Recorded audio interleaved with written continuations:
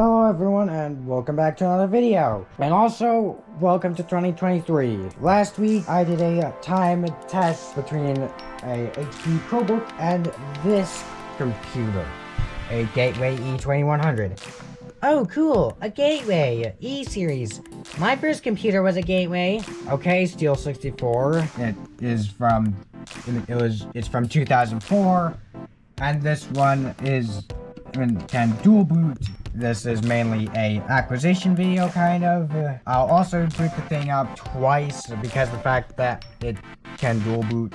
So, I believe it was originally designed for Windows XP, and it has a floppy drive and disk drive. I think it's a CD drive. It also has some USB ports and audio jacks, which is pretty nice. That has a headphone jack because I can plug my beat up headset with this computer.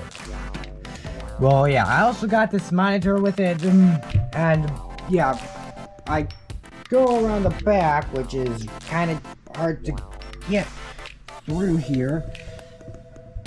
You can see all the ports. There's a keyboard, mouse, USBs, more USB network cable, some audio jacks, a display, a printer. Don't know what that is. I don't know. And yeah, and this thing actually works, and I got this thing for free. I don't have a floppy disk, and I only have one DVD to test this thing out and neither of them would, and the DVD doesn't really work. Now, in terms of condition, this front bezel has been through some stuff. There's quite a gap between this spot and the floppy drive, and I'm not gonna open this thing up because it is quite a bit of a hassle to try and open it, because I also have to move this monitor and I don't have enough space back there, and we have this right over here. So yeah, without further ado, I'm gonna start this thing up. Well, first I want to turn on the monitor. Now let's start it up. F2, because I want to just go into BIOS settings for a bit of the specifications of this. So there's a Intel Celeron 2.6 gigahertz. There's 504 megabytes of memory, and yeah, we will be greeted with two versions of Windows to start. These are on different parts of the.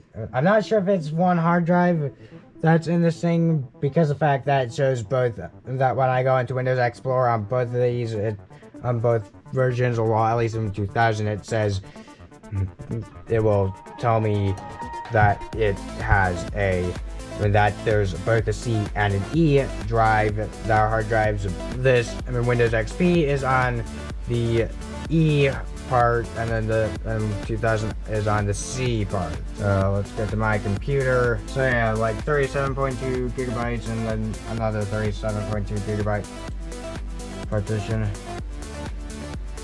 So I'll probably check that I'll put a number up on screen right now and to see how much storage this thing has across both partitions. And now let's start up Windows 2000. Ooh, Windows 2000? I remember that OS. I'm pretty sure you do, Steel 64.